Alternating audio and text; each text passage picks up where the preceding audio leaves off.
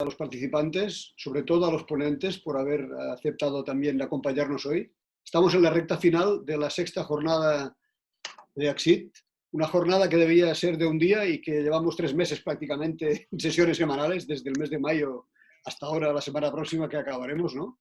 Y que menos que una de las últimas sesiones sea un tema tan actual como el Green Controlling, ¿no?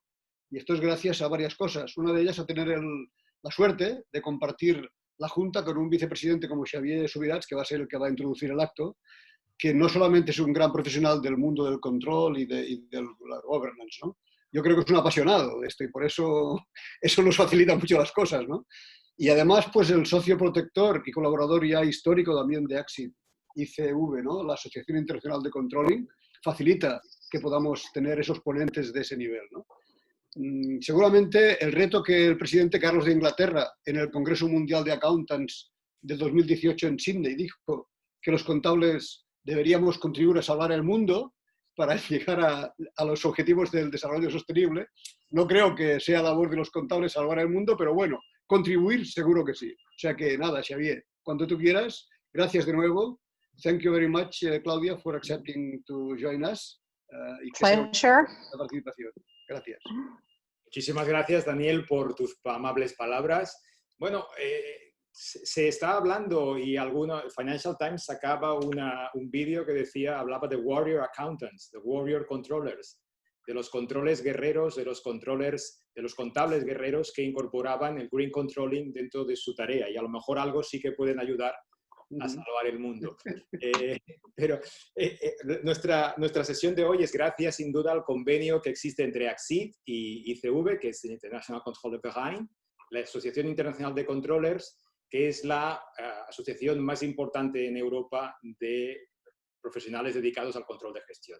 Y por tanto, anualmente pues, traducimos un libro de ellos o pedimos a alguno de sus profesionales que nos acompañe, como en este caso Claudia.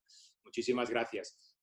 Y el motivo de hoy es que el libro que se ha traducido este año del material generado por ICV es Green Controlling, que es un libro que versará sobre esto la sesión de hoy. Este libro ha sido traducido por Axel, que ahora nos presentará a Claudia, y como decía, la estructura del acto, como apuntaba Ismael, pues será estas breves presentaciones de 3 minutos, después una exposición entre 30 y 40 minutos de Claudia, y al final recogeremos vuestras preguntas y se las trasladaré. Por tanto, muchas gracias a todos por la asistencia, bienvenidos de aquí, de una parte y de otra del Atlántico, encantado de estar con vosotros, y Axel, por favor, el traductor de la obra y compañero del Circulo Controller de la Cámara de Comercio Alemana y mi compañero también de ACCID, nos va a introducir a Claudia y muchas gracias, Axel, cuando quieras.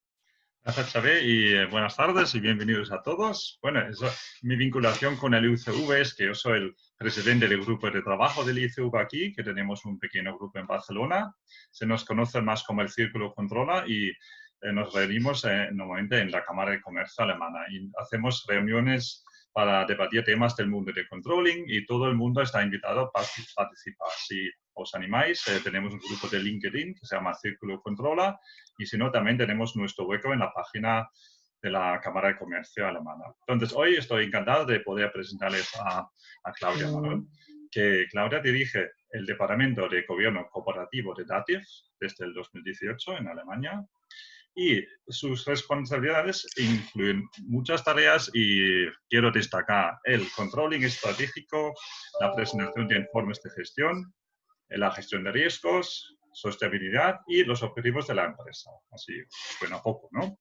Su campo de investigación más reciente es la integración de la Business Analytics y la inteligencia artificial en la gestión empresarial. Xavier, eso me suena a un nuevo webinar en el futuro, ¿no? Sí.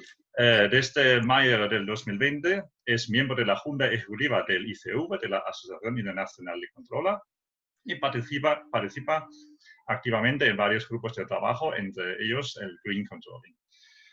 La pregunté qué más puede decir de ella y me dijo, bueno, puedo decir que tiene 3 hijos y un nieto y le encanta, en tiempos sin coronavirus, me dice, el senderismo, porque la lleva a rincones remotos del mundo y que todavía consta en su lista de deseos cruzar los Pirineos de oeste a este.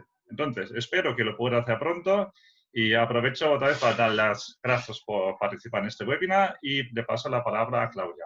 Hola, Claudia, y adelante. It's your Okay, turn. it's my turn. Okay. Hola a todos a este webinar. Por desgracia, no hablo español. Por eso voy a continuar en inglés desde ahora. Can you move on to slide 2, Axel, please?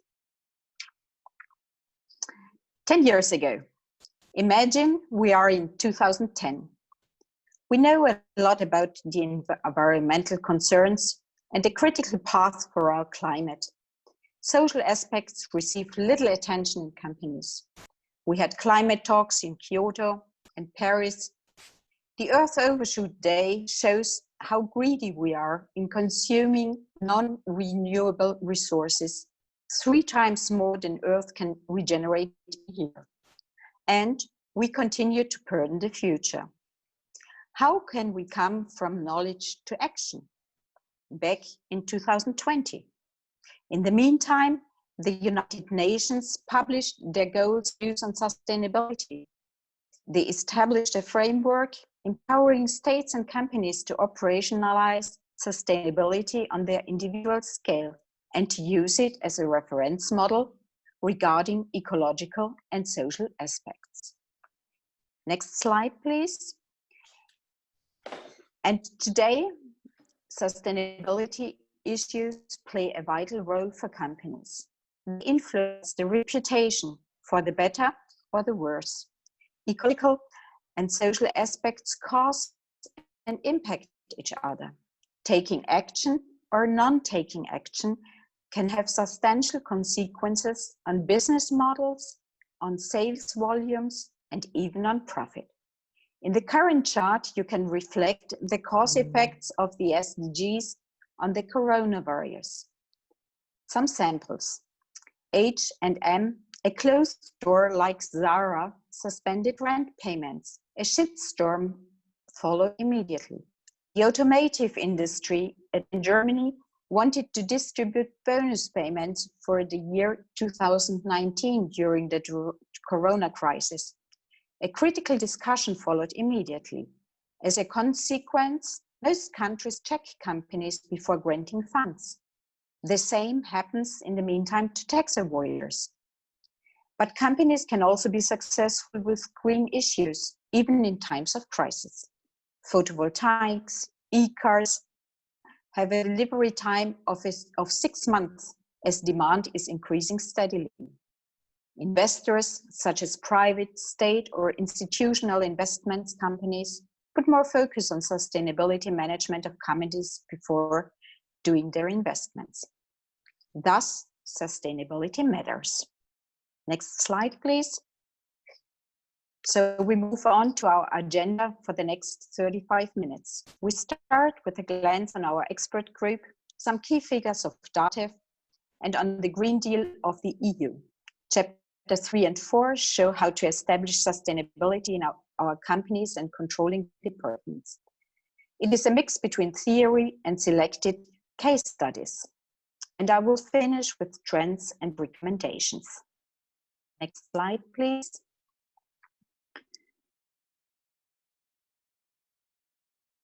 Axel? Okay.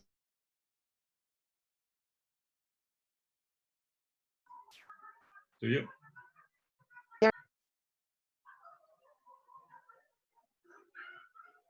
Okay. Can you hear me again? I think I was lost. Okay. Is this Can the you correct slide?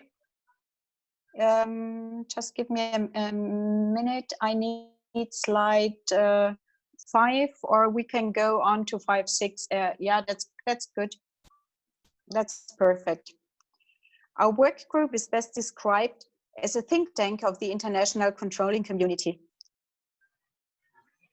Founded in 2010.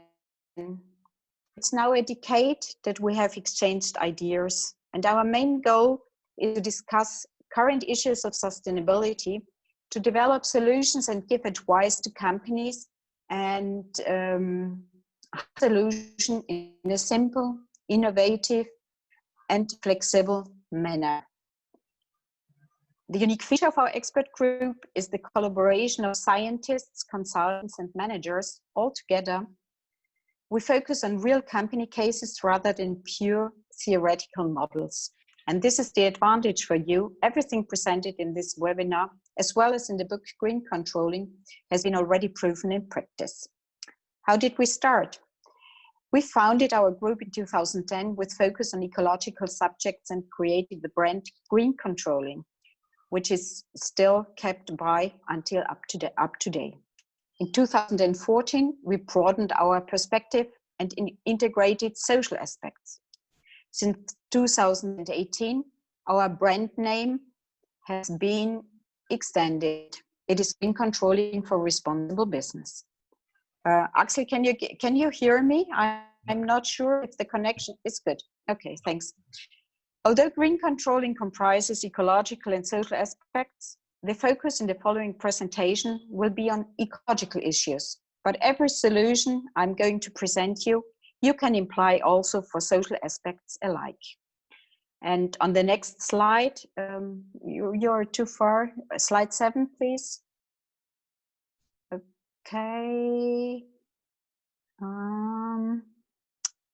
Should be slide 7. Or go on a slide.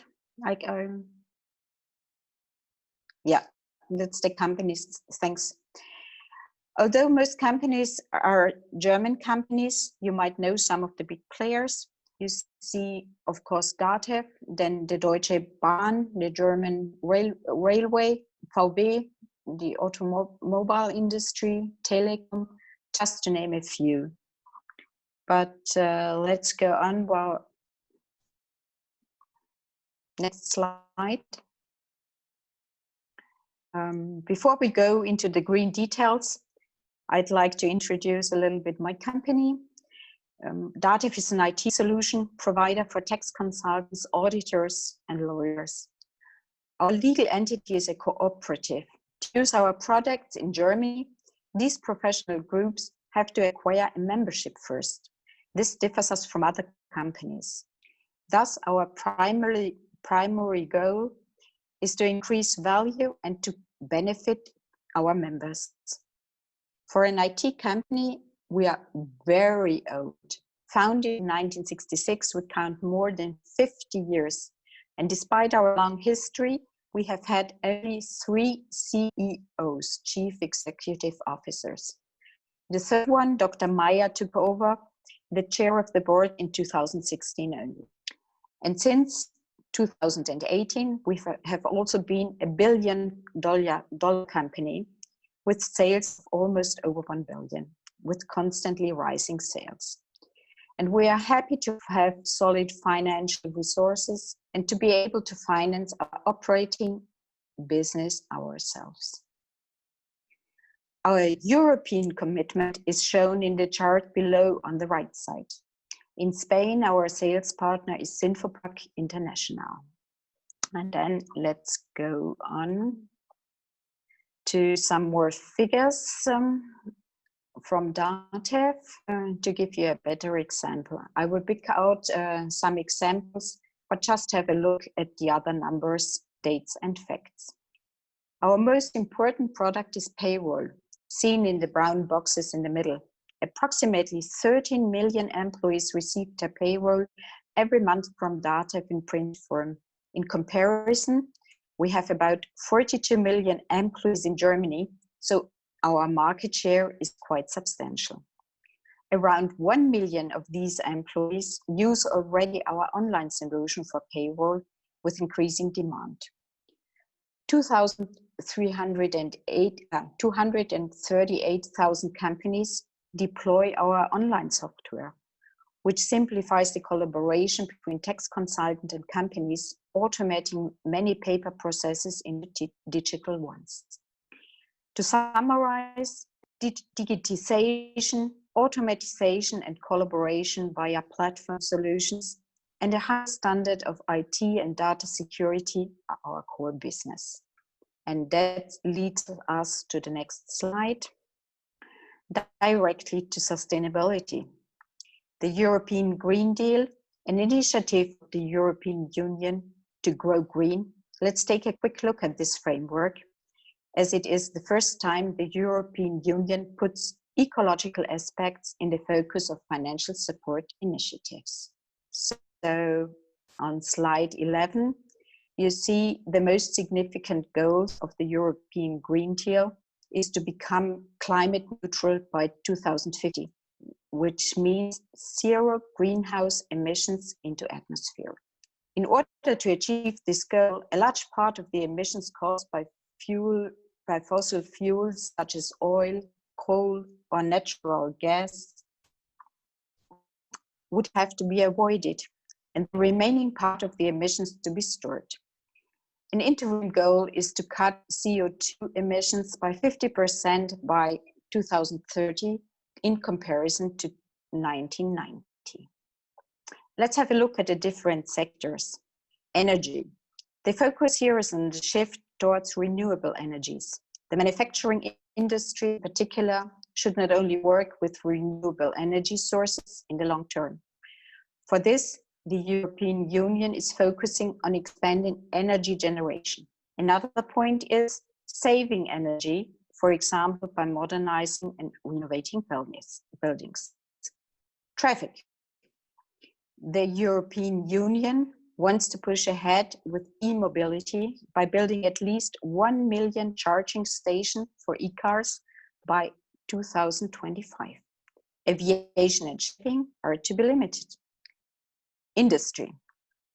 Companies should produce as little CO2 as possible, for example, the steel industry.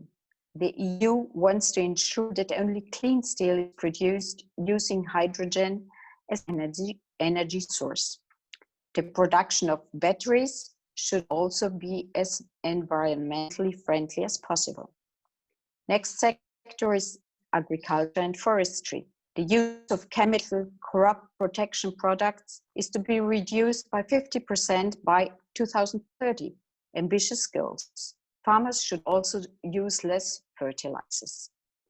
Commerce. Climate protection and trade policy should go hand in hand in the future. If, for example, free trade agreements are negotiated, climate protection in the potential new partner country should also be examined. When importing goods from countries with low levels of climate protection, the EU is considering introducing a CO2 tax. Last but not least, finance. To implement the Green Deal, according to the EU Commission, at least 260 billion euros in additional investments have to be raised each year, both from the private and from the public sector. The EU considers cheap loans granted by the European Investment Bank an opinion to increase the willingness to invest. EU member states should in future be able to better promote companies that work in particular for climate-friendly matters, so a lot of chances are opened to companies. Slide 12, please, and rest there is short time. This ambitious target from the European Union shows how important it is to establish a sustainability management in companies. Our recommendation is to use the triple bottom line. Companies should not only focus on their economic ambitions, but integrate ecological and social aspects in their management processes. On the left bottom side of the slide, you see our early and first approach, treating all 3 aspects as equal. This resulted often in conflicts when taking decisions and didn't match with the expectations of the management. Customer satisfaction and economic profit are often the decision drivers. Ecological and social aspects are not. For example, for a manager of a cloud storage center, 7/24 availability is more important than operating it with green electricity. So how could we solve these conflicting goals? We developed the chart on the right side. Sustainability must pay off economically. First generate profit, then invest it in ecological and social measures. It seems to be a very small difference, but it was a huge step towards gaining more acceptance from the management. And let's go on to slide 14, please. Here's the first practical examples, how to integrate the triple bottom line into the organization. And one example I'd like to show you is how the airport Stuttgart implemented its green controlling. They did it as a mirror to the organizational structure. On the operational level below, the environmental management task take care of ecological issues. HR and legal focus on social aspects and compliance. Controlling acts as an integrated link between these two departments. The controlling department itself formulates its Fairport sustainability goals, which you see in the middle of the slide, which themselves are a result of the corporate goals. And on slide 15, we see another example of the integration of sustainability into the financial department of the German Postal Service. The definition of their CO2 indicators is not done in isolation, but is discussed in the overall context of the business KPI. CO2 emissions and KPIs are embedded in regular reporting. The CO2 target is not positioned as a special topic, but is introduced as a new aspect into existing controlling processes. They also use existing accounting structures and systems and internal control mechanisms. Chief financial officers of the divisions and the group itself. So after these two examples, we move on to slide 16, please.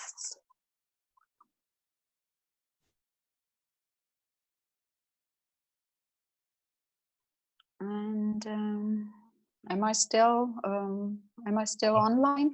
Back again, yes. I hear you now. Now we hear you again. Yeah, I hear again. Are you on slide 16? Because I don't. Yeah, now. Sorry, the transmission is a little bit late. Just to make sure that slides and correspond to what I'm talking about. On this slide, we have a look of the coordinating function of the controllers between the different players. As a business partner towards the management, controllers have the necessary expertise and experience to integrate green controlling into routine planning, control, and information. So they need not to become sustainability experts themselves. Therefore, an active role of controlling is required. But are controllers active in subjects related to sustainability? This question leads us to slide 17, which shows the result of a survey we conducted in 2016, and this shows a slightly different picture. The question we asked, who is in charge of planning and performance management regarding ecological and social issues in your company? The result is shown in the chart. It underlies the important role of the management. They are the most supportive players in green subjects, followed by environmental management, sustainability units, and steering circles.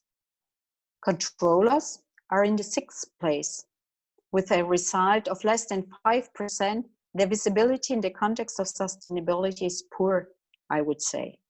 They are not perceived as relevant and competent players in this field. Controllers have not recognized ecological and social aspects as their subject, so there is still a lot of work to do. Up to today, this might have improved slightly. We have not conducted this further survey so far, but the overall picture remains the same. In my network, sustainability experts still give feedback that they lack active support from controllers in their companies. So the main message is controlling and sustainability are not linked automatically. And let us now see how controllers or consultants or accountants can fill the gap and take the chance. We move on to the next slide, please. This chart shows a comprehensive overview of internal and external actors. The interest of external stakeholders in particular is increasing, such as investors, rating agencies, public NGOs, authorities, or politicians. Developments from outside also increasingly determine our actions. For example, climate change or the shortage of resources. Laws and standards generate more voluntary and mandatory frameworks, which have to be considered and taken into account.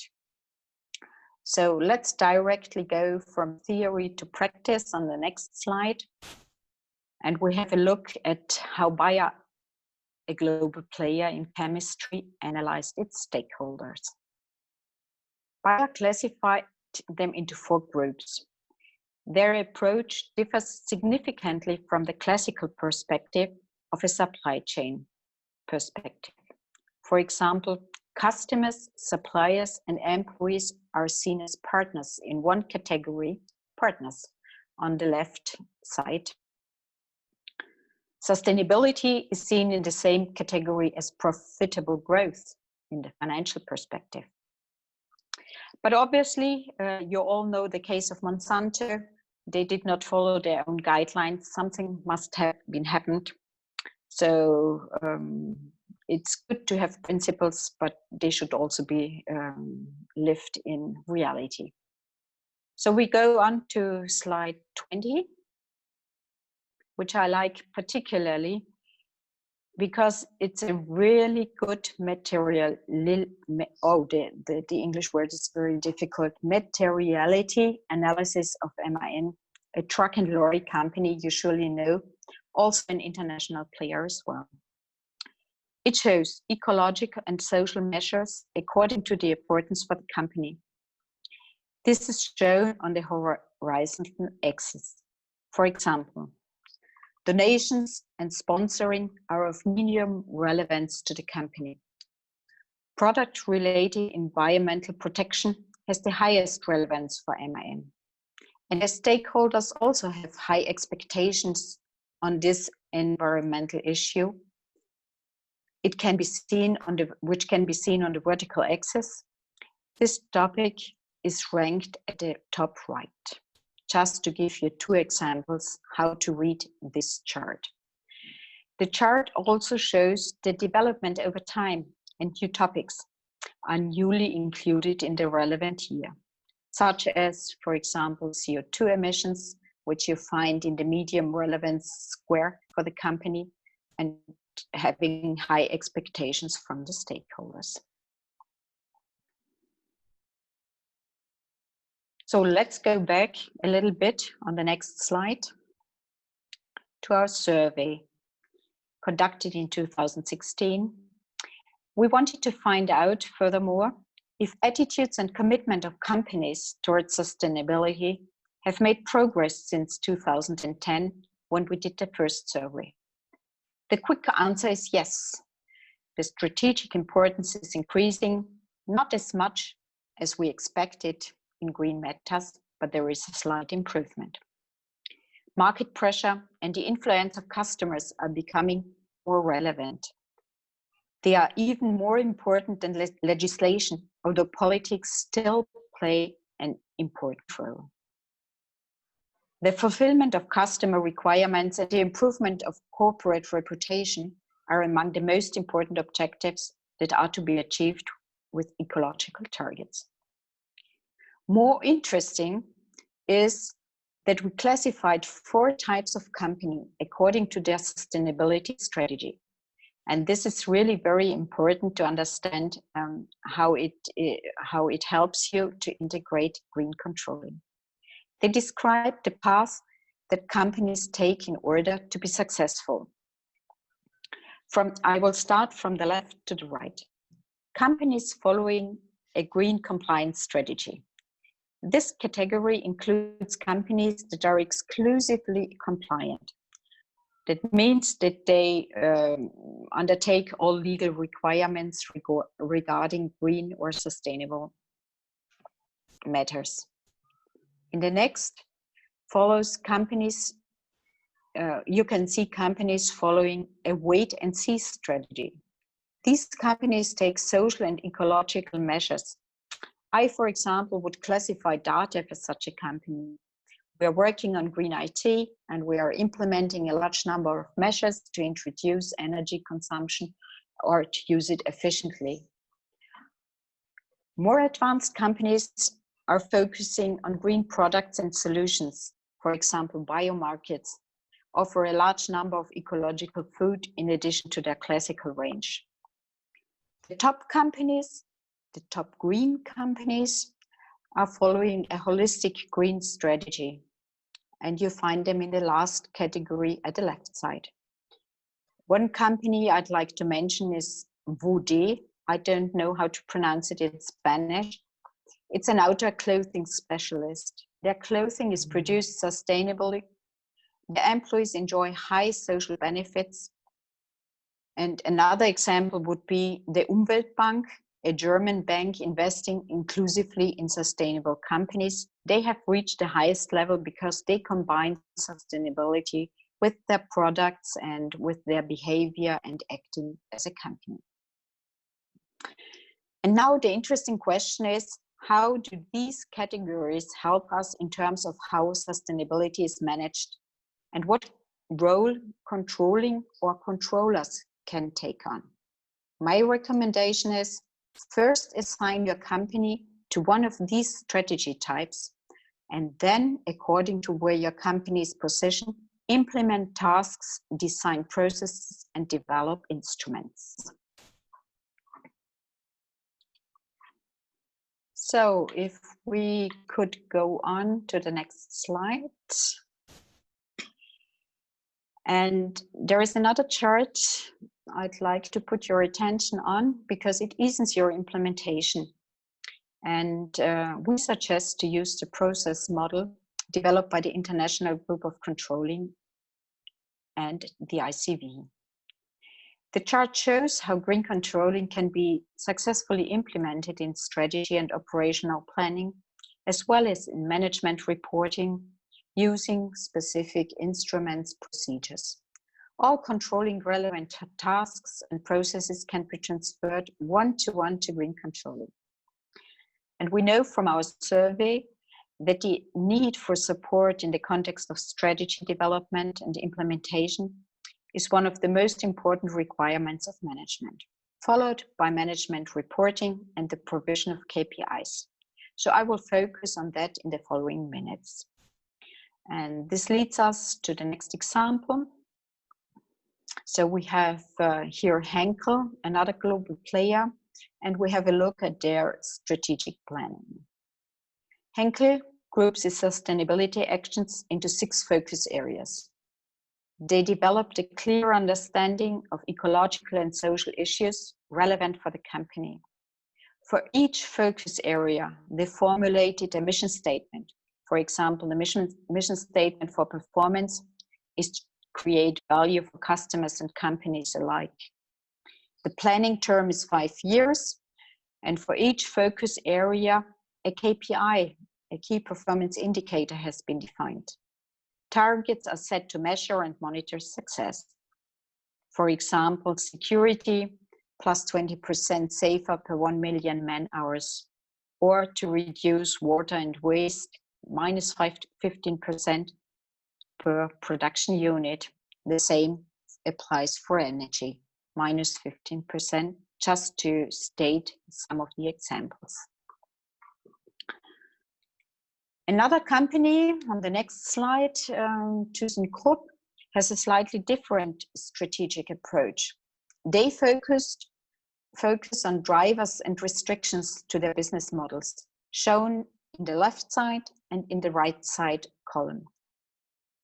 They then developed of how the company could increase demand. In case of restrictions, the focus was put on reduction and efficiency measures. In the end, they matched their strategies towards existing and required resources competencies, infrastructure, materials, and plants needed, which is listed in the middle. Another instrument, we'll move on to the next slide, the Balanced Scorecard, is a very valid instrument to implement a sustainability strategy. You might know the instrument. There will be not enough time to explain how it works, but basically there are two options of integration. If you have a balanced scorecard established in your company, number two would be a good way to integrate a green strategy. You just insert an additional green dimension, and this way of doing it has the advantage of a very good integration within the other dimensions on a corporate level. Another option would be number three, insert green strategies on a functional level with the challenge of a more sophisticated coordination process between the functional strategy units. And how does it look like in reality, the result?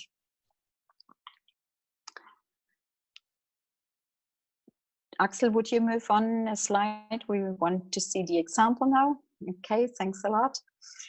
And I think this is a very good example shown on this one-pager. It's the operationalization strategy into measures of the corporate responsibility program of RWE. This is an energy supplier. And RWE worked out two ecological goals: reduction of CO2 and saving energy, not only for themselves, but also for the clients, and to encourage them not to waste energy. Furthermore, they implemented a goal for the customers to secure uninterrupted energy supplies and measured it by a technical interruption indicator. And the fourth goal refers to the supply chain, ensuring that the suppliers respect social, environmental, and compliance issues. RWE defined KPIs, targets, measures of how to reach these objectives and ask for a current status, as can be seen in the last column. I personally like this balanced scorecard very much, and it's a prime example and really worth reading if you have time after the webinar to look through your slides. And now we move on to the management reporting. And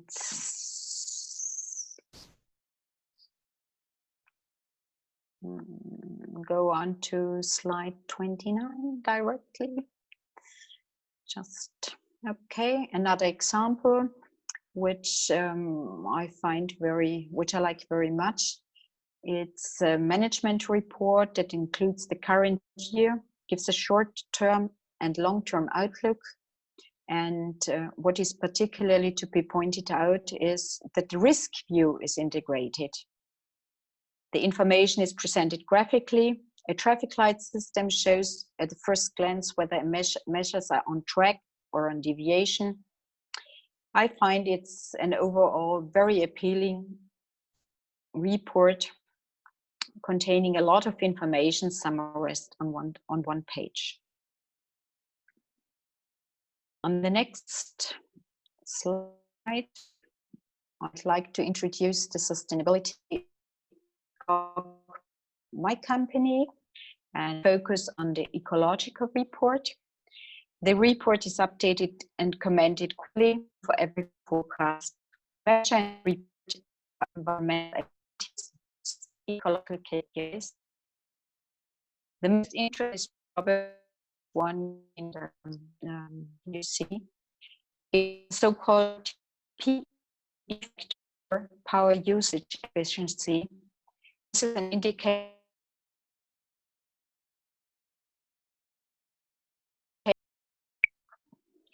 the sustainability report is available. Can you just please repeat the last two sentences? I think we didn't really hear you correctly. Just repeat the last two sentences. Okay, fine. Your data sheet. Thank you. Yeah, okay. Do you hear me well now? Okay. So, well, I will pick up that the report is updated and recommended quarterly and for every forecast. We measure and report our green activities by 6 ecological KPIs. And the most interesting KPI is probably the last one in the chart you see.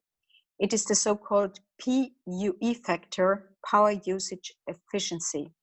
And this is an indicator for measuring the energy efficiency of an IT and data storage center. So it's a really top KPI we use for planning, monitoring, and reporting. The sustainability report is only available online. All 8,000 employees of our company are authorized to read it. And in the meantime, we have also developed a reporting app.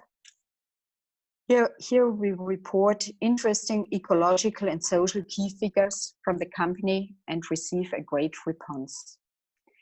Some examples are, for example, how many tickets on public means we subsidize. The women in leadership would be another example, or the volume of waste.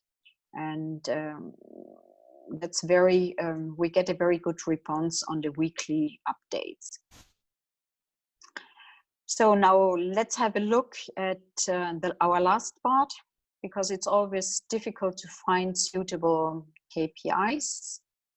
And I have added 2 slides showing you, according to in which industry you are in, the different suggestions from our work group or expert group of how to, which KPIs are most used.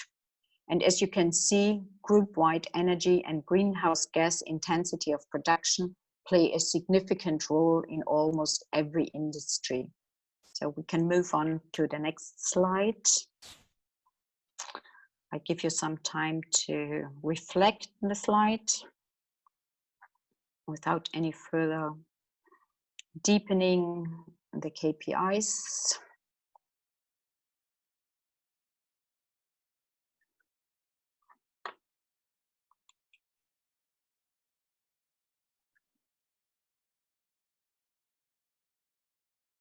And then we can go on to the last example I've brought with me. Another example from DATEV, how we did it. The highest degree of integration of sustainability, in my opinion, can be achieved if social and ecological aspects are integrated into the decision-making process. So we developed a checklist at DATEV that is taken into account in all internal company-related decisions.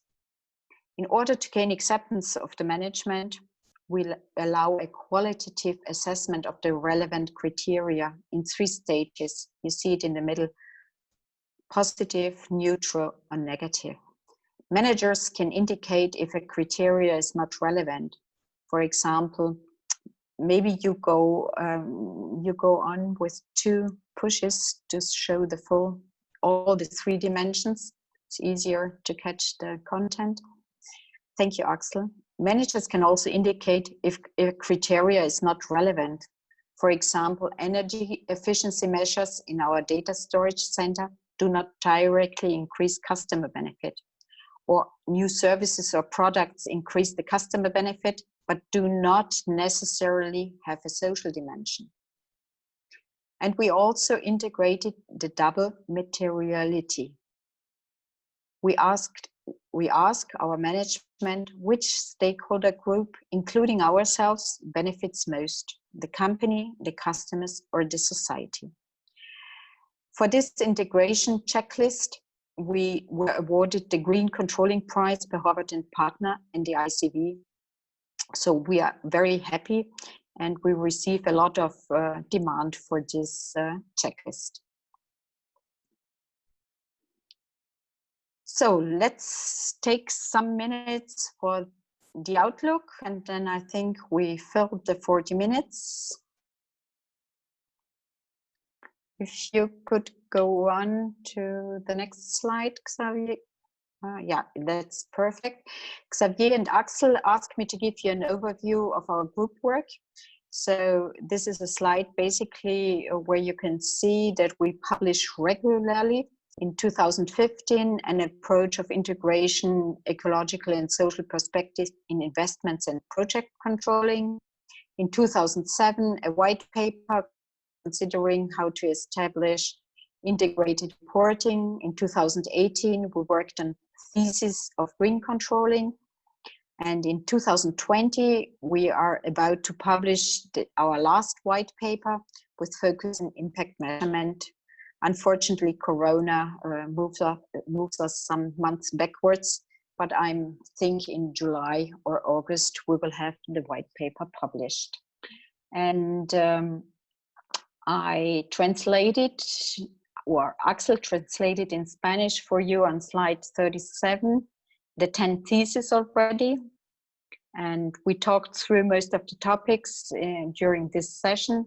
Please take your time to read it through after the webinar in total, to reflect also what we have been talking about. And our newest project is shown on slide 38. And you might all know that the European Union has passed a taxonomy. And it's a very great achievement because it's the world's first ever green list classification system for sustainability economic activities. So I think in 2021, we are going to work on this topic and to discuss how we can deal with it from the perspective of green controlling. And I would like to finish my session with 7 recommendations out of my personal experience with sustainability. First, besides digitization, sustainability is one of the most important future topics. Second, care for your non-financials and define ecological and social aspects. Third, make sustainable management a controlling issue. Fourth, controllers should engage and demonstrate competence. Fifth, integrate sustainability in all corporate management processes. Sixth, you reach the highest level of maturity when green thinking is part of your decision-making process. And 7, sustainability sometimes needs a long persistence. With these recommendations, I wish you good luck. You can move on to the last slide, Axel. This is for information only. I wish you good luck for your implementations and for any green controlling actions you are taking. Let me know and have part of your progress. Please connect and keep contact. And now I'm curious to listen to your questions. Thank you, Claudia. Terrific material and great work of your group and of yours. Thank you so much for the presentation. We have several questions here.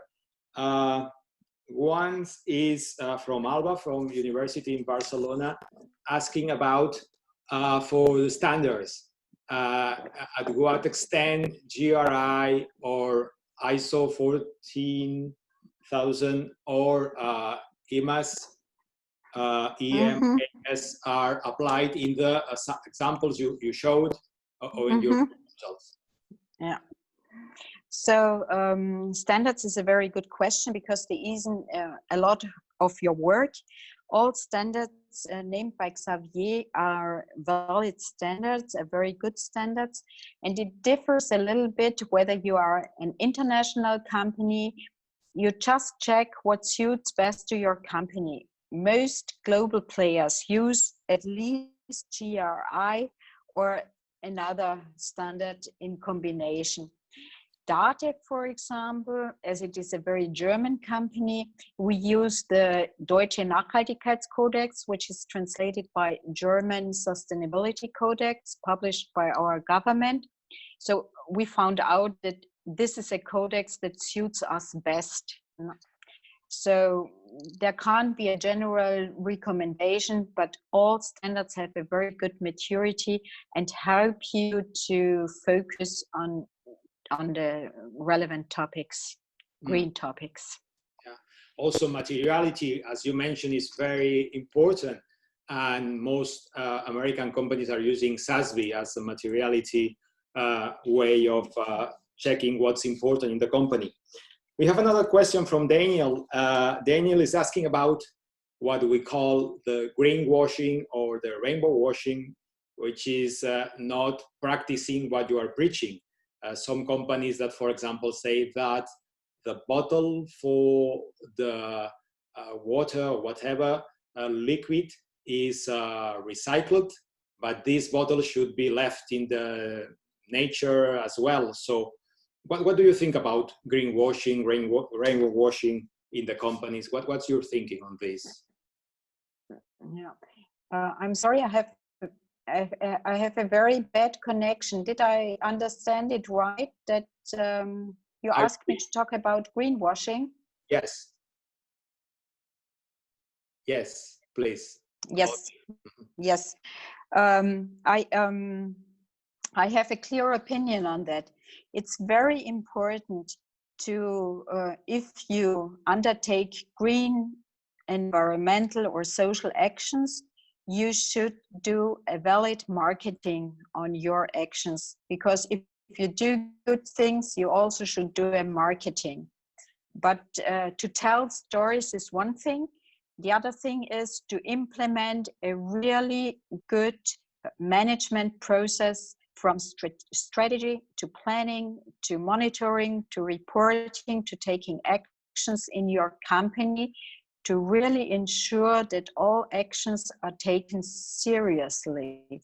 So you need both, no? Mm-hmm. Okay. And the title is Green Controlling for Responsible Business. So it should be linked with this responsibility for sure. So, and I finally want to ask you about, let's imagine a young controller starting to do his or her work in a company and want to push this ecological and social awareness on his or her job. I'm going to repeat it if necessary, Claudia. I was thinking on a young controller, his or her starting to work in a company and desiring to push this awareness of the social and environmental aspects.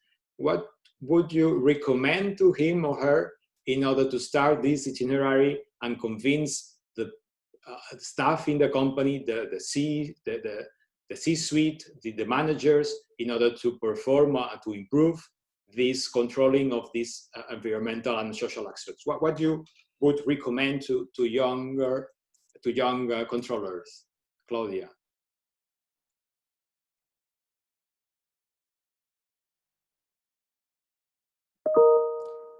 You have your, I think you have your microphone muted, Claudia.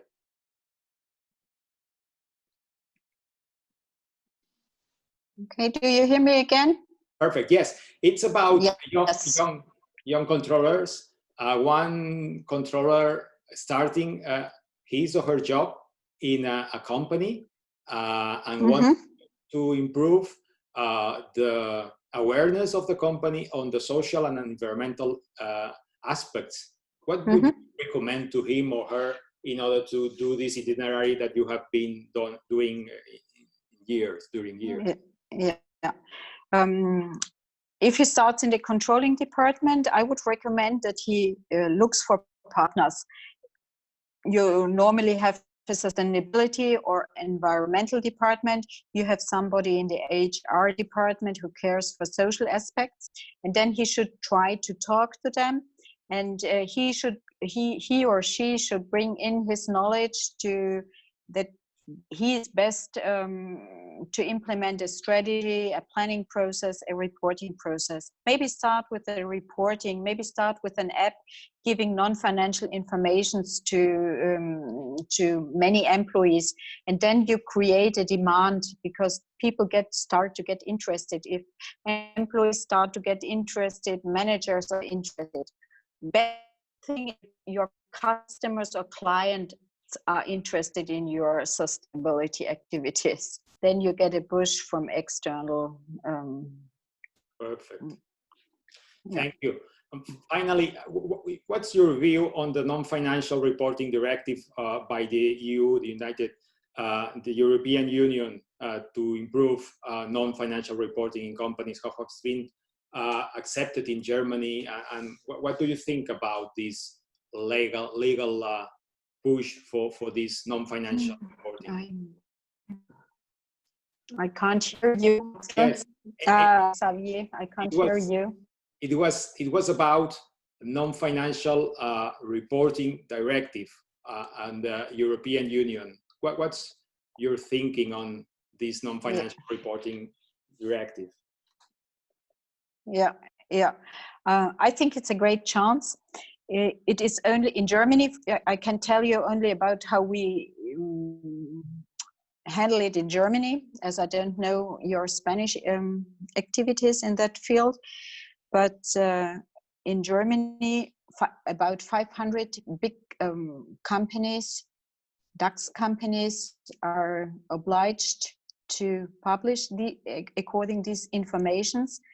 But our chancellor wants companies to follow these examples and to do it, to publish non-financial informations on a voluntary basis. So DATEV decided to do so. We implemented the first report according to the German Sustainability Codex in 2018, and we will publish our second report in July. Now in July, everything is in preparation. I think it's a very good instrument, especially we use it also in our supply chain, to talk with our suppliers, also to respect what we would like to have respected. Perfect. Thank you so much. I don't know if Axel could add something to the event, or Daniel, maybe you want, because we are almost in the time, it's 1 hour now. Maybe Axel, Daniel want to say something to the... Axel, please. Axel. No, I just hope that we, with our publication of the green controlling booklet, that we will improve the perception of this topic here in Spain, that we give a guideline. As usual, these guidelines of the ACCID are quite practical and helpful. So it's just for practitioners. And so I hope this is a step in the right direction. And perfect. Yeah, I think that at the end of July, it will be available for the people, either in PDF or in other formats. I will inform you soon about this, as soon as ACCID organization has prepared this booklet for you all. Daniel, want you say something to close? And yes, I just want to thank you to all of you, the speakers, Axel, Xavier, especially to Claudia for his excellent presentation. And also I would like to congratulate Claudia for the huge potentiality of his organization. That the figures that you show us some minutes ago is impressive. I hope that our 11,000 members of ACCID can beneficiate in a way of this kind of cooperation with ATEV in the future, and we hope to create altogether this interesting work in order to improve all our work. Thank you very much. Yes. Yeah, thank you. We should stay in contact and deepen our networking. Thank you. Thank you so much. So, thank you all. Gracias a todos por asistir. Y bueno, os vamos informando respecto a las actividades que vamos promoviendo, y cualquier cuestión, tenéis los datos de contacto, por favor, estamos a vuestra disposición. Muchísimas gracias a todos y hasta la próxima ocasión.